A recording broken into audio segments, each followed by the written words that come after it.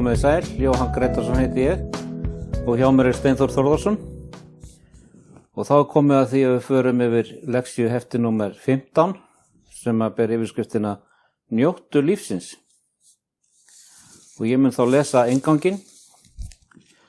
Samkvæmt danskri könnun á langlífi manna sem Dan Böttner gerði kom í ljós sú merkilega niðurstaða að aðeins 10% af genum okkar hafa áhrif á langlífi manna en restin eða 90% af langlífi okkar orsakast af þeim lífstíl sem við tilengum okkur. Og þessa niðurstöðu sýna það að fólki sjálft hefur mikil áhrif á hve lengi það lifir. En áform Guðs snúast ekki það hve lengi við lifum á þessari jörð, heldur það að við lifum að eilífu. Ætli Biblían hafi eitthvað að segja líkamlegt heilbrigði okkar og eitthvað samband á milli líkamlegs og andlegs heilbrigðis okkar. Biblían gefur okkur lyklana að heilbrigðu lífi og hamingjusömu sem við einnig njótum í eilífðinni. Mér finnst alveg stórkostlegt að uppgötva við lestu Biblíunar að Guð vill að við njótum góðrar heilsu og langlífis og hann gerir allt til þess að vekja athygli okkar á heilbrigðum lífstíl og ég vona að þessi leksía verði mörgum til góðs. Einmitt. Þá bara förum við í spurningu númer 1. Hve mikilvæg er heilsan okkur? Og við lesum þá í 3. Jóhannesarbréfi 1. kafla og 2. versi. Ég bið þess minn elskaði að þér vegni vel í öllum hlutum og að þú sért heill heilsu eins og sálu þinni vegnar vel. Og svo segir þarna að góð heilsa er á meðal hinna stóru atriða í Biblíunni og Jóhannes postuli óskaði vinum sínum góðrar líkamlegar og andlegar heilsu og það sem hefur áhrif á heilsu líkamanns hefur einnig áhrif á andlegu heilsuna. Og góð heilsa hefur áhrif á hugsanir okkar, tilfinningar og mannleg samskipti. Og þegar þú annast vel líkamlega heilsu þína, mun huga þínum einnig vegna vel. Skýr hugsun er grundvöllur að sannri heilsu og hamingju. Og það er kannski margir sem hafa ekki íhugað það að það sem við borðum og hvernig við lifum lífinu hefur áhrif á okkur andlega líka.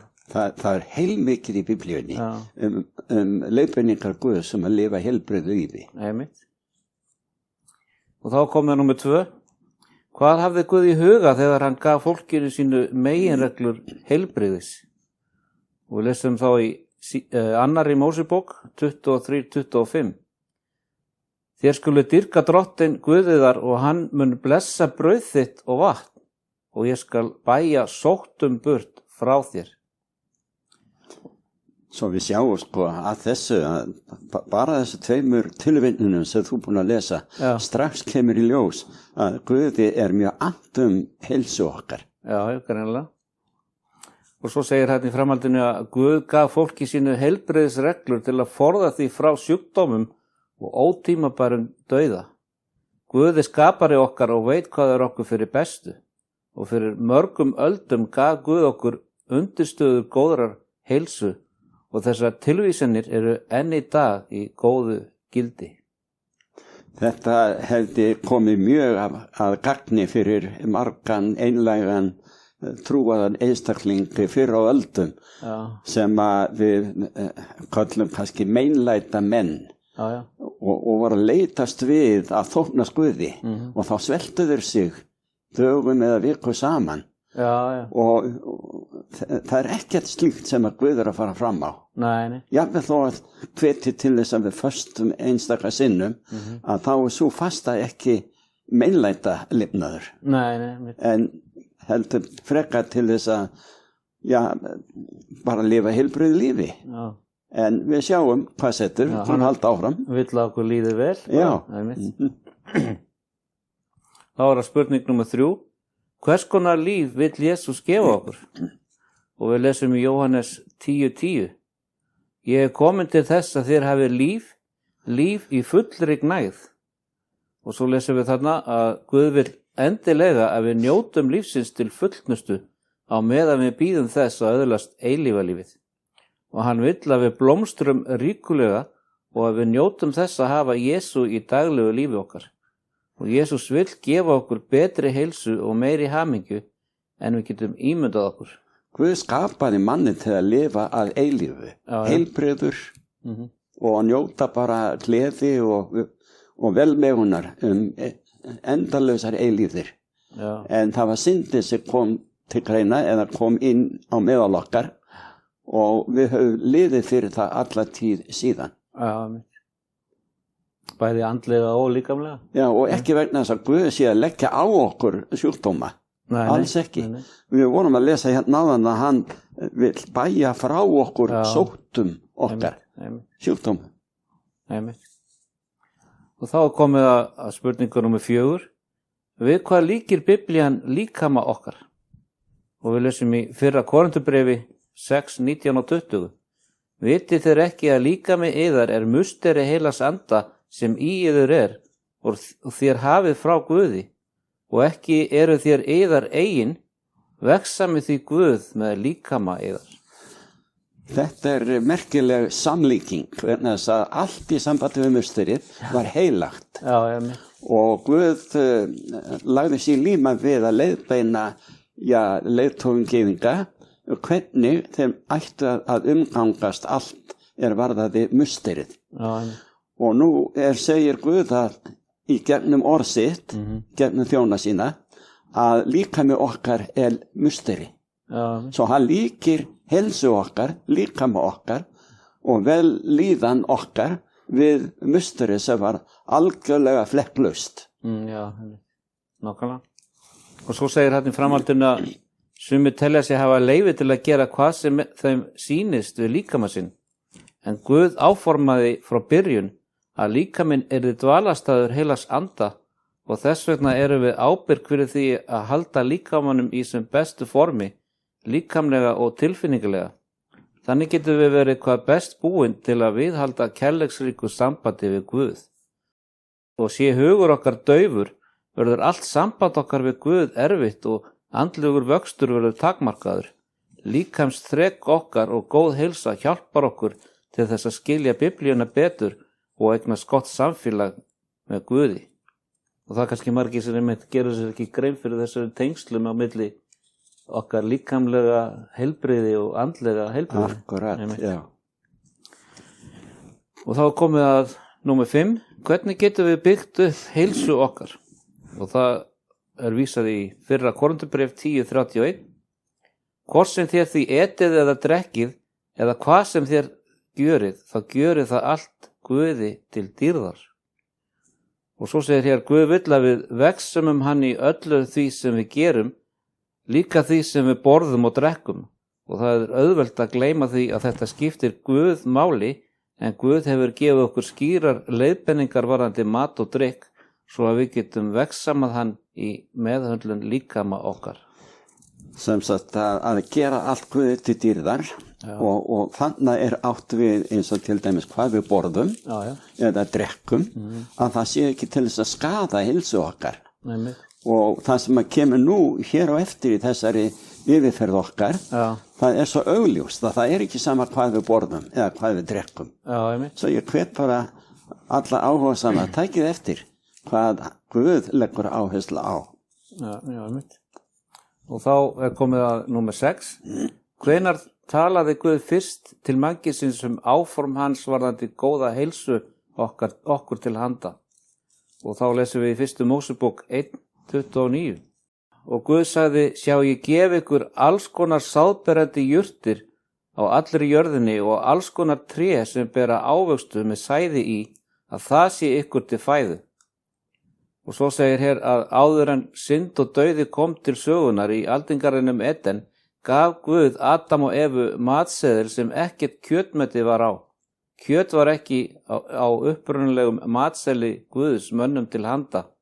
Fyrsti matseðil Guðs var ákaflega áhrifamikill.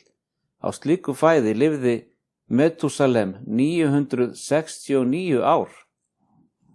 Við brosum að svona háum aldri, en það tók langan tíma til að byrja með fyrir syndina sem var komin inn í heiminn í gegnum Adam og Evu, að hafa áhrif á líkamlega heilsu og andlega heilsu okkar. Þannig að Guð segir á einu staði í ritningunni að hérðinni frá verði aldur mannsins þetta eða þetta. Nákvæmlega. Þá komum við á númer 7. Hvenær breytti Guð upprunalega matseðli manna og hvaða takmarkanir skilgreindi Guð hvað við mættum ekki borða? Og þá lesum við í 3. Mósebók 11:3. Öll ferfætt dýr sem hafa klaufir og þær alklofnar og jórtra megi þér eta. Og hér segir að Guð gaf skýr fyrirmæli hvernig dýrafæðu menn mættu eta ef þeir breyttu mataræði sínu. Þeir áttu að útiloka óhrein dýr, til dæmis svín, kanínur, kameldýr og hesta. Og það voru aðeins dýr með klofin hóf og sem jórtruðu sem voru hæf í fæðu manna. Ég vil taka það fram að Guð ekkert að refsa okkur þó að menn bregði út af þessum meginreglum. Oft það vegna fáfræði, oft vegna þess að menn hafi ekki lesið leiðbeiningar Drottins og jafnvel að í þeim tilfellu þar sem við vitum betur og við förum gegn vilja Drottins, hann ekkert að segja að þetta sálihjálparatriði, heldur bara að þetta okkur til góðs. Já, hann að sýna okkur hvað okkur sjálfum fyrir bestu. Já, akkurat. Já. Og þá komið að númer 8. Voru þessar takmarkanir varðandi óhreinu dýrin aðeins ætlaðar gyðingum? Og þá lesum við í 1. Mósebók 7:2. Takk þú til þín af öllu hreinum dýrum 7 og 7, karldýr og kvendýr, en af þeim dýrum sem ekki eru hrein, 2 og 2, karldýr og kvendýr. Ég vil benda á að gyðingar hafa allt í gegnum aldirnar notið góðrar heilsu almennt séð meðan við aðra þjóðir eða þegna annara þjóða. Og það var vegna þess að þeir fóru eftir þessi leiðbeiningum. Og þeir búa að því enn í dag. Nákvæmlega. Og það segir hér að á dögum Nóa gerði Guð skýran mun á hreinum dýrum og óhreinum, en það var mörgum öldum áður en gyðingar komu til sögunar. Og hann sagði Nóa að taka borð í örkina fleiri hreindýr en óhreindýr, enda áttu hinn hreinu að vera fólki til matar eftir að flóðinu lyki. Og Guð ætlaðist alls ekki til þess að óhreinu dýrin væru notuð til matar. Slíkt hefði geta leitt til útrýmingar dýrategunda. Leiðbeiningar Guðs til Nóa, löngu áður en gyðingar voru til, sýna að Guð ætlaðist til þess að fólk af öllum þjóðum nyti góðs af meginreglum hans varðandi mataræði. Guð gaf okkur matseðil sem góður fyrir allt mannkyn. Og þá komið að númer 9. Hvað hafði Guð að segja skepnur sem lifa í vötnunum? Og við lesum í 3. Mósebók 11, 9 og 10. Af lagadýrum megi þeir eta þessi, öll lagadýr sem hafa sundugga og hreistur, hvort heldur í sjó eða ám, megi þeir eta. En af öllu því sem kvikt í vötnunum og af öllu lifandi skepnum sem í vötnunum, séu öllu dýr í sjó eða ám sem eigi hafa sundugga og hreistur, yður viður styggð. Og svo segir hér að í viðleitni sinni til að forða okkur frá vanlíðan og sjúkdómum, hvetur Guð okkur til að halda okkur frá því að eta þau vatnadýr sem aldrei voru ætluð okkur til matar. Og vissa tegundir vatnadýra eins og til dæmis ostrur og skelfiskar gegna mikilvægu hlutverki í vötnunum þar sem þau sía óhreinindi úr umhverfi sínu. Humar, krabbadýr, steinbítar og önnur vatnadýr sem lifa á botni sjávar nærast á holdi rotnandi dýra og vinna þannig öttulega að því að endurnýja hreinleika vatnsforða veraldar. Og minnist þess að Guð lýsti neyslu þessara fiska og vatnadýra sem viður styggð. Hvergi nokkur staðar í orði Guðs tekur Guð tilbaka tilskipun að eitthvað sé viður styggð. Og þessi tilskipun var gerð til að vernda okkur frá neyslu þess sem ekki gott fyrir heilsu okkar. Guð vill gefa okkur það besta og hann skapaði okkur og veit hvað best fyrir góða heilsu. Já, hver ætti að vita það betur en Guð sjálfur, hvað okkur fyrir bestu? Akkurat. Hann sem skapaði okkur. Þá komum við að númer 10. Hvað hafði Guð að segja okkur fugla í mataræði okkar? Og þá lesum við í 3. Mósebók 11:13. Af fuglunum skaliður stugga við þessum. Þeir skuluð eigi eta þá, þeir eru viðustigð. Örnin, skegggammurinn og gammurinn. Og svo getum við einnig skoðað í versi 14-19. Og fugla sem eta hold annara dýra mega menn ekki eta þar sem Guð lýsir slíka sem óhreina og óhæfa til matar. Og kjúklingar og kalkunar voru gefnir okkur til matar, en Guð sagði okkur ekki að eta gamma, arnategundir og aðra hræfugla. Og þá komum við á númer 11. Mælir Guð með því að við drekkum áfenga drykki. Og þá lesum við í orðsguðirnir 21. Vínið spottari, sterkur drykkur glaumsamur, og hver sá drukkin reykar óvitur. Og einnig í orðsguðirnir 23, 31-33. Horf þú ekki á vínið, hver rautt það hversu það glóir í bikarnum og rennur ljúflega niður. Að síðustu bítur það sem höggormur og spýtur eitri sem naðra. Og augu þín munu sjá kynlega hluti og hjarta þitt mun mæla fláræði. Það eins og Guð hafi verið að lesa ýmsar yfirlýsingar lækna og áhrifamanna sem vinna gegn áfengisböli. Já. En auðvitað hann forverinn sem gefur eina réttu leiðbeiningar. Haldið ykkur frá þessu. Já, mér. Og þetta æva gamalt, margra alda, mörg hundru ára, þúsundir ára, gamlar leiðbeiningar. Þetta alltaf við lýði. Og vínið þegar það áfengt, þá þetta bölvunar. Og svo segir hér að Biblían varar sterklega gegn notkun áfengra drykkja, og þótt sumir einstaklingar séu nefndir í Biblíunni sem drukku vín, slíku aldrei lýst sem jákvæðu uppátæki. Reyndar iðkuðu sumir af hetjum Biblíunar fjölkvæni og áttu þræla, en Biblían réttlætir aldrei slíka gjörðir. Guð gaf okkur góð tilmæli heilsusamlegt líferni, svo við getum verið heilbrigð og hamingjusöm. Nákvæmlega. Þá komum við á númer 12. Hvernig vín það sem Guð mælir með að fólk hans neyti? Og þá lesum við í Jesaja 65:8. Svo segir Drottinn, eins og menn segja, þegar lögur finnst í vínberi, ónýtt það eigi, því að blessun í því. Eins vil ég gjöra fyrir sakir þjóna minna, svo að ég tortími þeim ekki öllum. Og svo segir hér, vínið sem Guð leyfir fólki sína að neyta að finna í vínberjaklassanum, sem geymir nýjan ógerjaðan safa. Sumir benda á söguna í Jóhannes 22:1-22, þar sem Jesús í brúðkaupinu í Kana breytir vatni í vín, til að réttlæta notkun áfenga drykkja. Jesús breytir þar vatni í góðan vínberjasafa, ekki áfengan drykk. Og Jesús væri í mikilli ósamræmi við sjálfan sig að tala sterklega gegn víndrykkju til þess eins að skapa áfengt vín í brúðkaupi í Kana. Jesús sjálfum sér samkvæmur og ávallt að leita því besta fyrir okkur. Og þá komum við að númer 13. Skiptir það máli fyrir Guð ef fólk reykir eða notar tóbak og önnur skaðleg efni? Og þá lesum við í 2. Mósebók 20:13. Þú skalt ekki morð fremja. Og svo segir hér, læknavísindin segja okkur að hver einasta sígaretta valdi miklum skaða í líkamannum og heilabúinu. Okkur tjáð að 90% af krabbamenni í lungum og víðar í líkamannum orsakist af reykingum. Slík eyðilegging á musteri heilags anda, dvalasta Guðs, getur engan veginn verið lýst sem Guði til dýrðar. Og þá vísa í 1. Korinthubréf 10:31.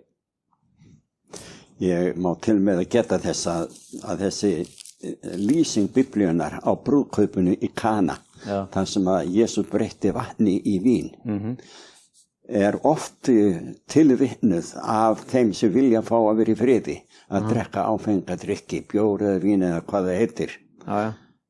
En látum okkur ekki detta í hug að skaparinn, Jesus skapaði okkur. Hann skapaði okkur heilbrigð til að lifa eilífi. Að hann fær að framleiða drykki eða hvað eina sem við neytum, sem veldur okkur skada. Hann vill okkur allt til besta. Já. Nákvæmlega. Þess vegna var þetta óáfengur drykkur sem að vínið var þarna í brúðkaupinu. Já, einmitt. En svo hér spurt, en hvað með vitrun Péturs? Sagði Guð ekki Pétri að það veri allt í lagi að borða óhrein dýr? Og þessi vitrun að finna í 10. kafla Apostolasögunnar. Guð hafði sagt Kornelíusi, sem var heiðingi, að senda menn til Péturs og fá hann til að heimsækja Kornelíus og flytja honum fagnaðarerindið. En Pétur var svo fullur fordóma gagnvart heiðingjum að hann taldi slíkt ekki koma til greina. Þetta var ástæðan fyrir sýninni sem Guð gaf Pétri og sagði honum að eta óhrein dýr. En þegar Pétur andmælti og hvaðst alls ekki geta borðað óhreina fæðu, sagði Guð: eigi skalt þú kalla það vanheilagt sem Guð hefur lýst hreint. Og Pétur átti erfitt að skilja hvað vakti fyrir Guði með þessari vitrun, eins og kemur í ljós í þessum vitnisburði hans hjá Kornelíusi. Þér vitið að gyðingi bannað eiga samneyti við annara þjóða mann eða koma til hans, en Guð hefur sýnt mér að ég á engan að kalla vanheilagan eða óhreinan.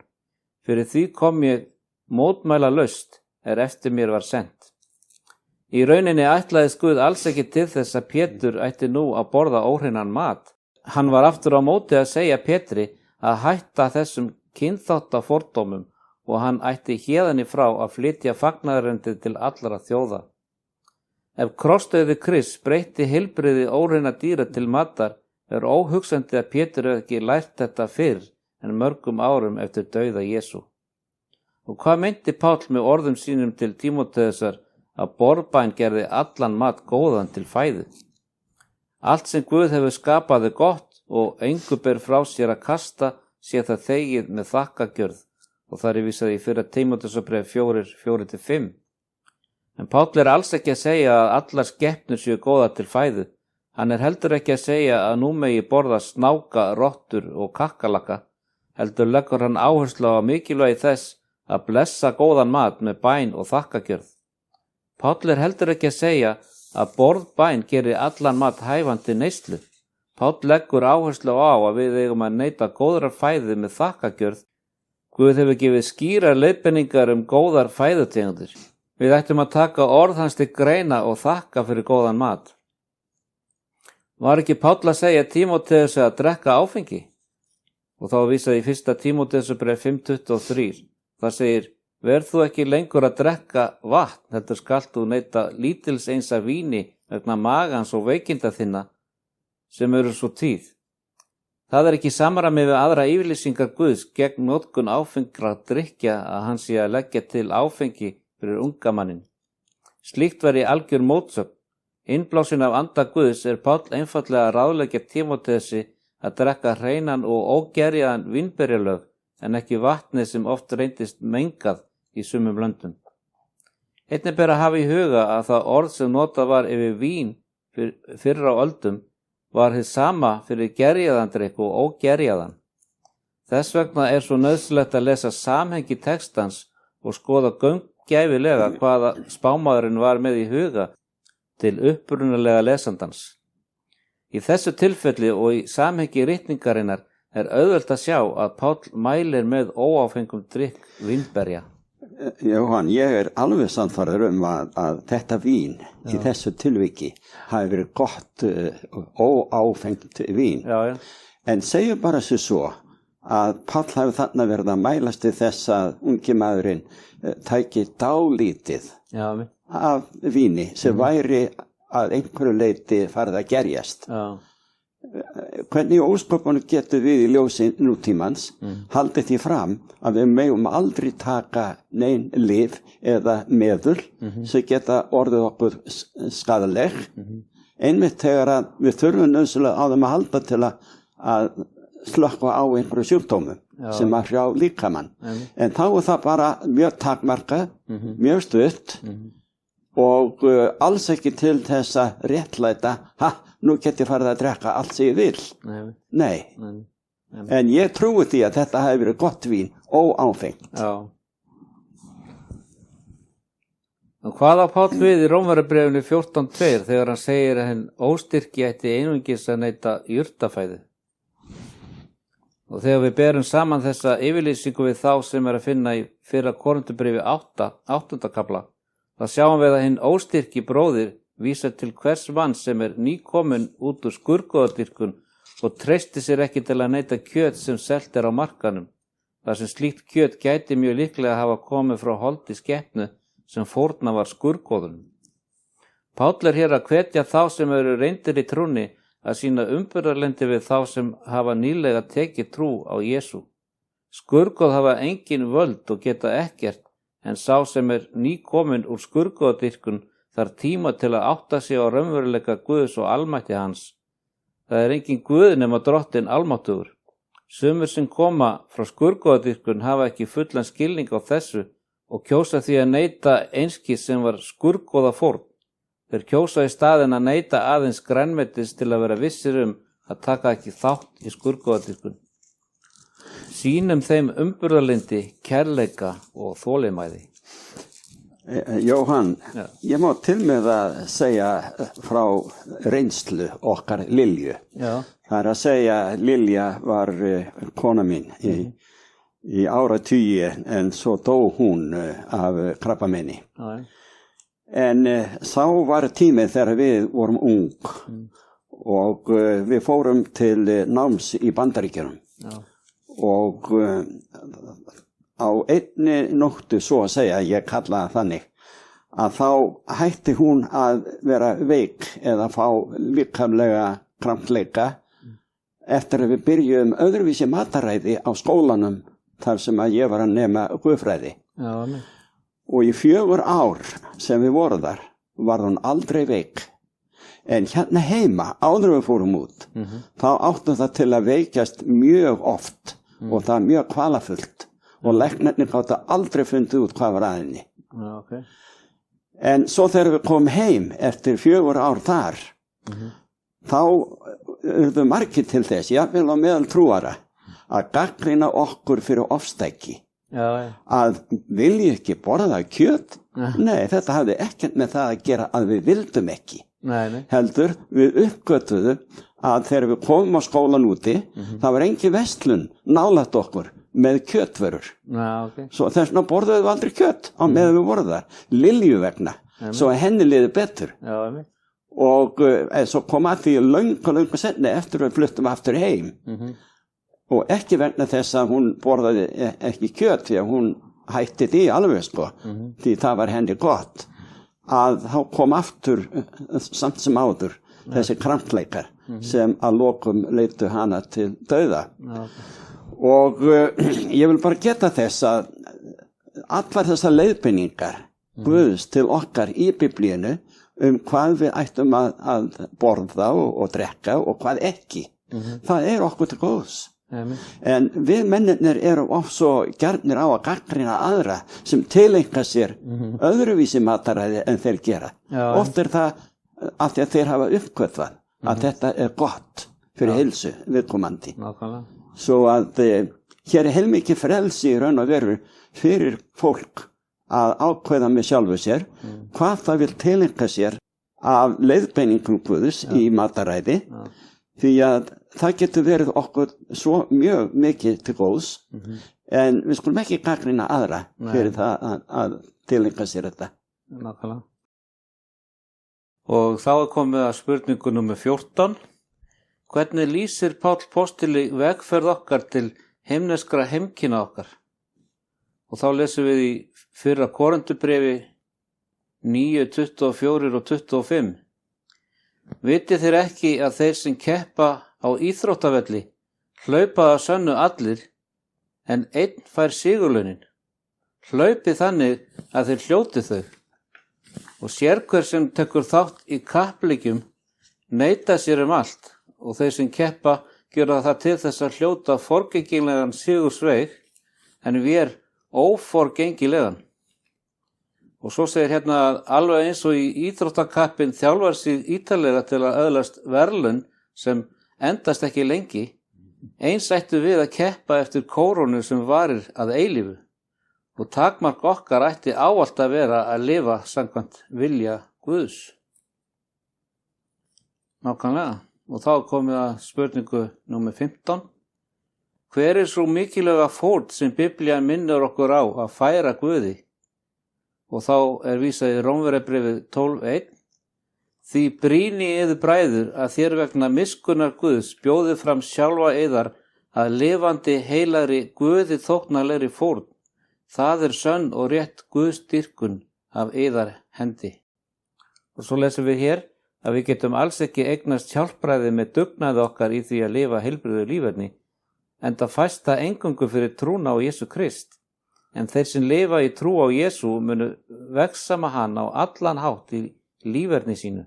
Og þegar við heiðrum Guði líkama okkar og líferni, mun hann fylla okkur með nærveru sinni við tölum við hann dag frá degi. Og frábær dæmi þetta að finna í Daníelsbók 1:20, þar sem sagt frá Daníel og félögum hans, sem neituðu að borða heilsuspillandi mat að borði konungsins. Jafnvel þótt slíkt geti kostað þá lífið. Og Guð blessaði Daníel og vini hans fyrir trúmennsku þeirra og þeir reyndust vera 10 sinnum vitrari en vitringarnir í Babylon. Og Daníel hlaut mikla viðurkenningu og upphefð fyrir trúmennsku hans við Guð og naut síðan þeirra forréttinda að meðtaka og koma á framfæri mesta spádóm allar tíma sem Guð vildi deila með mannkyninu. Einmitt. Og þá bara komið að loka spurningunni í þessu hefti. Það númer 16. Hvernig getum við öðlast styrk til að fylgja öllum heilbrigðis leiðbeiningum Guðs? Og við lesum í Filippibréfinu 4:13. Allt megna ég fyrir hjálp hans sem styrkan gjörir. Og svo segir, þegar heilagur andi fær að dvelja hið innra með okkur, getur Guð gefið okkur styrk til að umbreyta öllu í lífi okkar. Og þannig getum við lifað honum til dýrðar. Í almætti sínum getur Guð komið öllu því til leiðar í lífi okkar sem við þörfnustum.